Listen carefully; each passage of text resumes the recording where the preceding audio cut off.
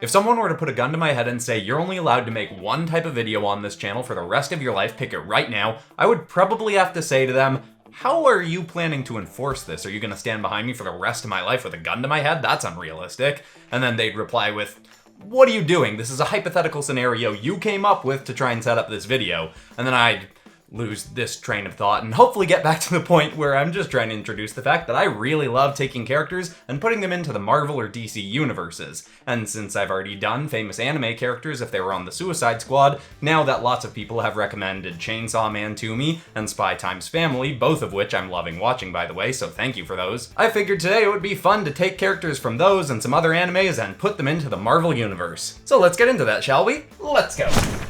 Hit like if you want, subscribe if you feel like, but either way, enjoy the show. Losing a parent is hard for anyone at any age, but the burdens left for Denji by his father made things that much worse when he was gone. Still in his teen years, Denji was left parentless when his father took his own life as a way to avoid paying the debts he owed to the criminal organization, the Hand.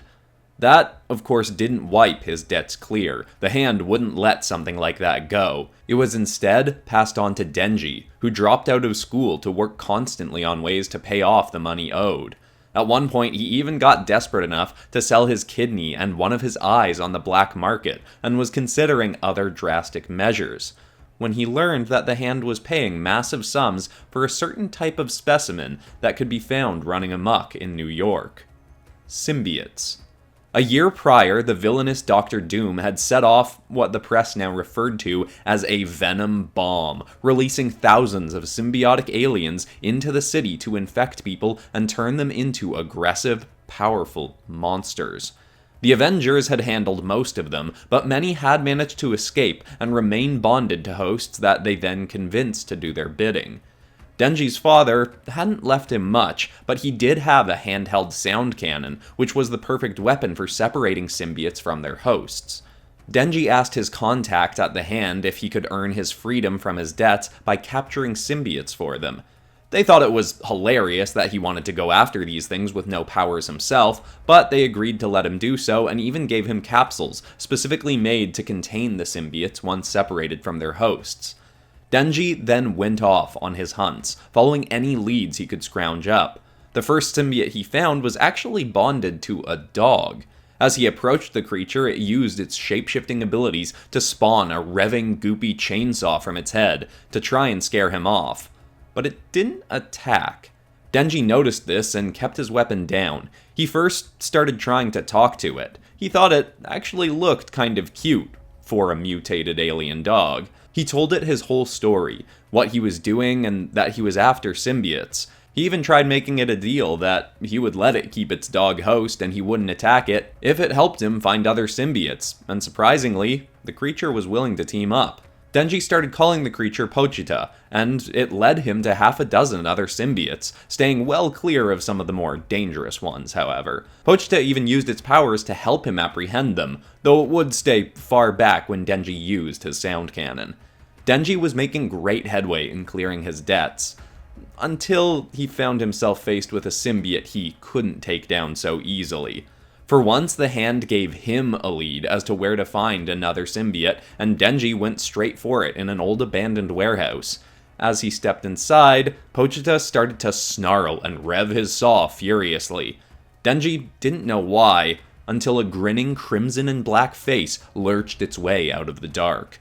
The world's most notorious symbiote, Carnage, bonded to an infamous serial killer, had made a deal with the Hand.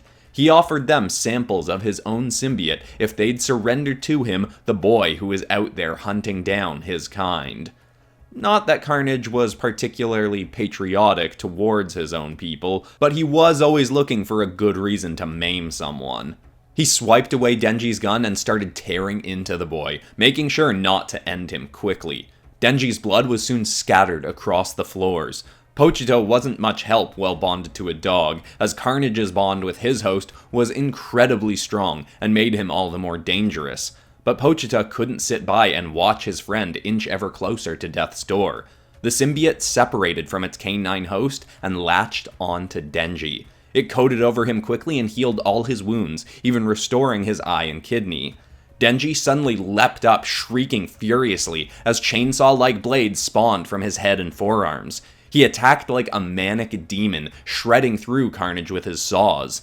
Because Denji and his symbiote had bonded emotionally prior to being physically bonded, they'd built a union that was incredibly powerful. On top of the fact that Vegeta was a naturally mighty symbiote who simply hadn't been able to embrace his full strength while attached to a dog. They fought so viciously that Carnage had to flee, swearing to return and finish him off at a later date.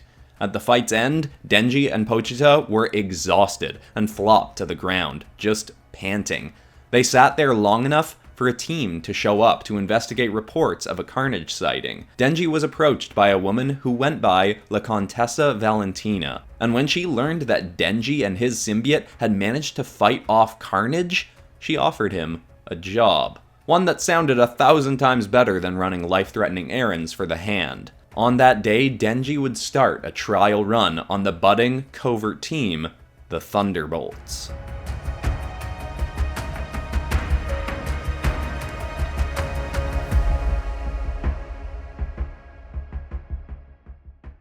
There is no one common trait for the origins of a hero. Some fall into the life by accident, some seek it to help those in need, and some are just looking for a good fight. Rumi Usagiyami, now more commonly known as Mirko, was a mutant, born with superhuman traits that made her somewhat resemble a rabbit. She had long white ears, a cotton tail, and very large feet. Beyond that, her legs were incredibly powerful, making her able to run faster than a car and leap 100 feet with little effort. While this on its own would be impressive, Mirko would be obsessed with pushing herself further, training both her lower body and upper body from an early age. It had been suggested to her that she consider attending a school like Xavier's School for Gifted Youngsters, where she could be around other mutants like herself, but she had no interest. She liked the access to excitement she had in New York and its boroughs. In her high school years, she started going out to wrestling and boxing matches whenever she could. One place near her often had open calls for entrance, and she jumped in the ring one day after a skinny guy in a goofy red and blue suit had gone in and taken down 3 guys in a row that were at least twice his size. They were calling him the Human Spider, and he was impressive, but Rumi knew she could take him. When she leapt into the ring, she did so in her own makeshift costume, wearing a luchador-like tiger mask, calling herself Tiger Bunny. The fight began, and Mirko shocked the crowd by leaping and springing around the ring even faster than her nimble opponent. They bounced around each other, trading a few blows, but eventually Mirko got a few solid kicks to his head, and the Human Spider was down. That gave her her first taste of victory, and she wanted more. Unfortunately, the fight coordinator tried to short her on the winnings, so she put his head through a wall and was banned from ever returning. She started looking for underground fighting rings instead, ones where there were more superpowered people competing. She did this for a few years on and off, but ended up getting arrested a few times as police crashed the not-so-legal events. She considered quitting, not wanting to be on the wrong side of the law, but decided to go for one more round, at an event where she heard a heavy backer was putting a lot of prize money up. Little did she know this backer was the crime lord Tombstone, who wasn't about to risk losing his investment. He sent a fighter into the arena with a dose of a dangerous power enhancement drug pumping through his body. The man already had super strength, but was near mindlessly savage in the brawl due to the drug. Mirko struggled a lot, but her agility gave her an upper hand, and after a while of evading attacks, getting a few strikes in herself, he eventually just dropped on his own, the drugs having taken their own toll on his body. Tombstone was furious, but saw an opportunity for a new top-tier henchman, or henchwoman. He offered Mirko a position in his criminal empire, but when she learned what he did, the crimes his people committed, and that he intended to start selling that power enhancement that had just put down his own fighter, Mirko got her first drive to do something more meaningful with her abilities. Mirko stopped going to fights and instead used her powers and time to hunt down all of Tombstone's bases of operations, and destroyed them along with any drugs or power enhancers he had. Of course, Tombstone was a very difficult criminal to keep down, but Mirko's early brawls with him would lead her to the path of becoming a full-time hero. She'd do odd jobs with groups as large as the Avengers, and even team up with the human spider she once fought in the ring, who of course now more commonly goes by Spider-Man. But, for the most part, she is a free agent who works alone, and while she does use her powers for the betterment of the world, her main drive to this day is still to seek out and find the best fights she can.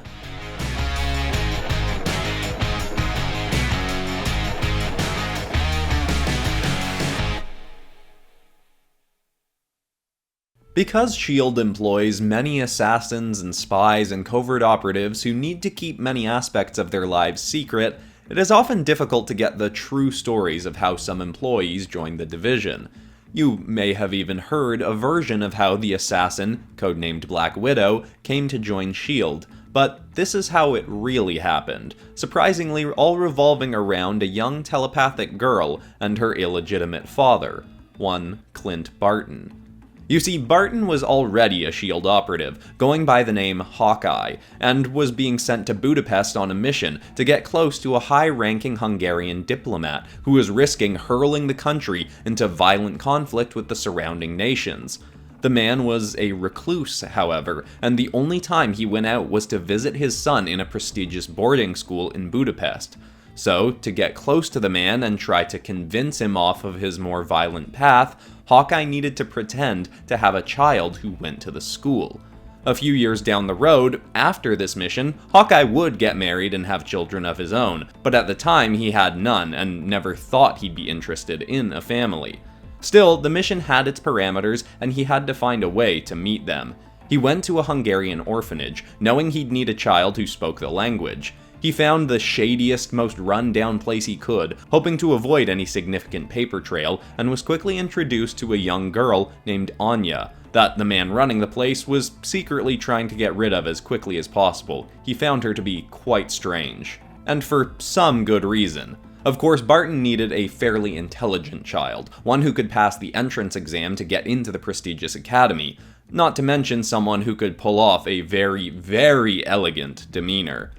Little did he know, as he was thinking about this, Anya was learning exactly what he needed from her to adopt the girl, because she could read his mind. Unknown even to the man running the orphanage, 2 years prior Anya had been in a lab where she was experimented on to create superhumans to try and bring about world peace, though the project had been abandoned for reasons she was never fully told of. Still, she had gained the ability to read minds, and she used this to do a crossword puzzle right in front of Barton, hearing his thoughts of all the answers, making it seem like she could do it as quickly as he could. Hawkeye was very impressed and adopted the girl right there, still completely unaware of her powers or the fact that she knew that he was actually a S.H.I.E.L.D. operative. Anya had been told that if anyone knew about her abilities, they'd never accept her, so she kept them quiet, even from Barton. For as long as she could. Meanwhile, also in Budapest, a revered assassin working for a Soviet training program was undercover seeking the same target as Hawkeye. Though, while he was looking to create a false friendship and get information, she was simply assigned to kill the man. But after a few weeks, she was having no luck locating him, having come to the same conclusion as S.H.I.E.L.D. The only way to find him was through his son at the academy.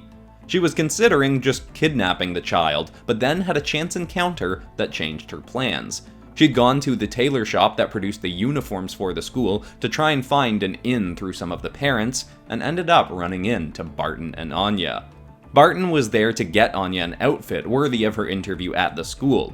Widow overheard Barton explaining that he was a single father trying to get his daughter into the academy, and Widow saw an opportunity. She struck up a conversation with him, introducing herself as Natasha Romanov, and told Barton that the school was very old-fashioned, and would be quite judgmental of a single father. But she claimed she was in need of a fake husband herself, saying that her sister and her friends were very judgmental of her for not having a boyfriend or husband at her age, and she wanted a way to get them off her back. And so an odd little fake family was formed.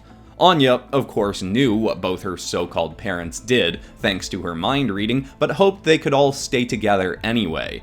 She didn't care what they did for a living as long as they were nice to her and each other.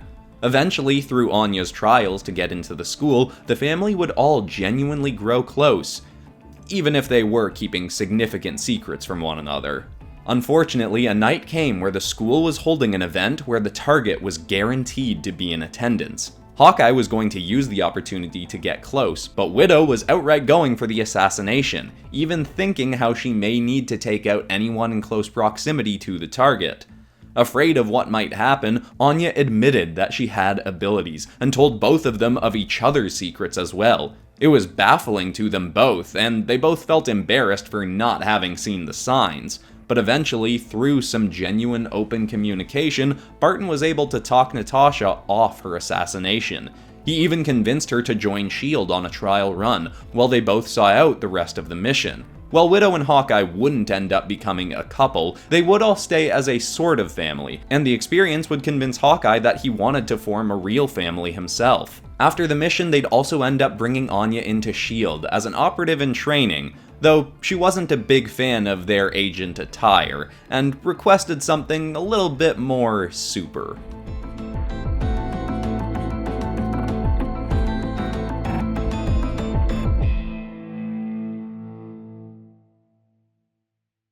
There are few more feared and revered species in the galaxy than the Kree. They've conquered dozens of worlds, and their fighting forces have more power in one individual than some have in full armies. But there was one specific Kree born to them that was meant to be the most powerful of all. The Supreme Intelligence, who leads the Kree, had a child created from its own DNA. The child was named Vegeta, and he was to be the greatest accuser in the ranks of the Kree, and grow up to be the mighty prince to lead them in their future conflicts. Unfortunately, one of their longest-lasting wars took a turn against them when Vegeta was still young. For thousands of years, they'd battled with the shape-shifting species, the Skrulls, and after the creation of a new breed of warrior, the Skrulls took a significant upper hand in the war. They'd made a Super Skrull, a being that could replicate the powers of other beings. It was a project they'd worked on in secret for decades, but they'd finally raised one from birth who could consistently maintain use of power well beyond that of any Kree. His name was Frieza. Frieza was powerful enough to overthrow the Supreme Intelligence single-handedly and force it to send Kree soldiers to do his own bidding. Vegeta was livid growing up watching his Supreme Intelligence being controlled by a Skrull.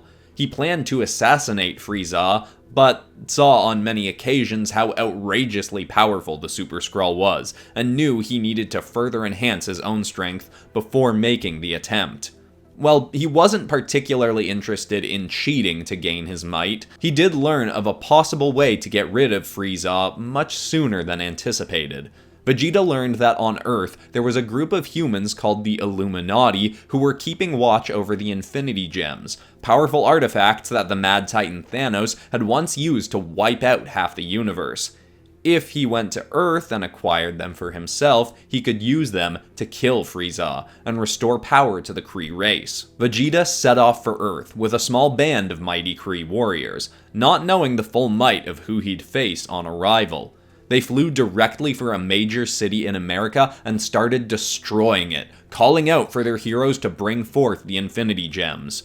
Various members of the Avengers arrived on the scene to try and help, obviously not willing to hand over the gems, but none of these heroes were able to slow the rampage of Vegeta and the Kree. Luckily, soon after the arrival of these invaders, a message had been sent out to a spacebound hero who had her own complicated history with the Kree. An hour after Vegeta's arrival, after he and his fighters had taken down many heroes already, Captain Marvel flew onto the scene, dressed in a recolored Kree uniform. Vegeta recalled hearing tales of this traitor to the Kree, but thought little of her and sent his cronies after her. But Marvel dispatched with the other Kree in a matter of seconds. Vegeta was astounded by her power levels, but still believed himself more powerful. He offered her one chance to join him, to come and help defeat Frieza and the Skrulls, freeing the people she once fought alongside. But she refused, and their battle commenced. Marvel managed to get Vegeta far away from the city and was then able to unleash her full power, far beyond anything Vegeta could handle in his current state. She beat him to near death, and despite his immense pride, the Kree Prince was compelled to flee, knowing his people still needed him. Captain Marvel, soon after that fight, decided to investigate his claims further, and found that what he said was not only true, but the Skrulls, with their new enhanced soldiers, were wreaking their own havoc on the universe, and must be stopped. The Kree had their problems, but at least before they'd been keeping the Skrulls in check. Despite their disagreements, Marvel soon after sought out Vegeta once more, agreeing to work with him solely for the purpose of defeating Frieza. Thereafter, not only would a tenuous bond be formed, but Vegeta would use his alignment with Marvel to push himself more and more every day to try and become not only the strongest warrior ever known to the Kree, but powerful enough to eventually challenge Captain Marvel once more, and this time come out victorious.